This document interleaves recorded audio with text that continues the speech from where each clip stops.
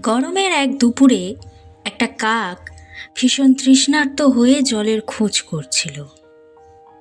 হঠাৎ সে একটা জলের কলসি দেখতে পেল। তৃষ্ণা নিবারণের জন্য কলসির মুখে উড়ে গিয়ে বসল কাকটি। কলসির মধ্যে ঠোঁট ঢুকিয়ে দেখল জল আছে একেবারে কলসির নিচে। অনেক চেষ্টা করেও সে জলের নাগাল কিছুতেই পেল না। তখন কলসিটা ভাঙতে চেষ্টা করলো, কিন্তু তার শক্তিতে কলসি ভাঙা সম্ভব হলো না। জলের জন্য হতাশ হয়ে কাকের মাথায় তখন একটা বুদ্ধি খেলে গেল। চারদিক চেয়ে দেখলো অনেক নুড়ি পাথর ছড়িয়ে আছে। সে তখন একটা একটা করে নুড়ি ঠোঁট দিয়ে কুড়িয়ে এনে কলসির মধ্যে ফেলতে লাগলো। নুড়ি কলসিতে ফেলতে ফেলতে একসময় দেখা গেল যে জল একেবারে কলসির কানায় এসে গেছে।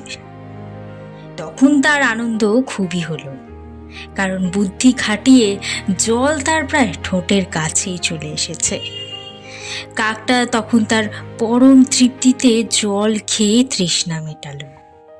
তারপর খুশিতে ডানা মেলে উড়ে গেল আবার আকাশে।